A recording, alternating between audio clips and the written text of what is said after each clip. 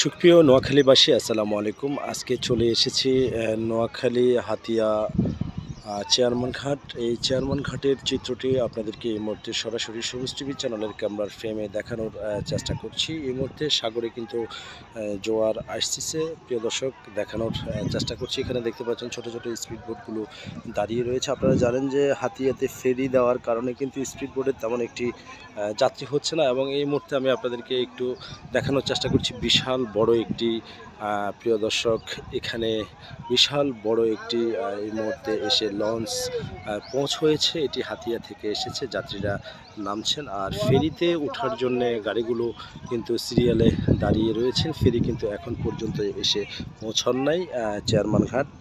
আপনারা আমার সঙ্গে থাকুন, আমি আপনাদেরকে ঘুরে ঘুরে দেখানোর চেষ্টা করছি।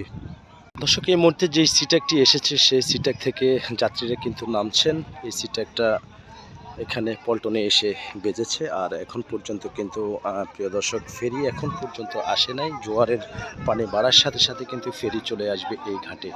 দেখানোর চেষ্টা করছি যে ফেরিতে গাড়ি ওঠানোর জন্য মালবাহী পরিবহন গাড়িগুলো সিরিয়ালে দাঁড়িয়ে রয়েছে। এখন পর্যন্ত কিন্তু চেয়ারম্যান ঘাট হাতিয়া থেকে ফেরি এসে পৌঁছান নাই। ফেরিটি জোয়ার বাড়ার সাথে সাথে কিন্তু ফেরিটি চেয়ারম্যান ঘাটে এসে ল্যান্ড করবে, আর এখান থেকে দেখতে পাচ্ছেন যে মালবাহী পরিবহন যেগুলো দাঁড়িয়ে রয়েছে এগুলো সবগুলো কিন্তু ফেরিতে উঠবে। দর্শক, তো এই ছিল আমার কাছে নোয়াখালী হাতিয়া চেয়ারম্যান ঘাট থেকে সর্বশেষ আপডেট খবর। দর্শক।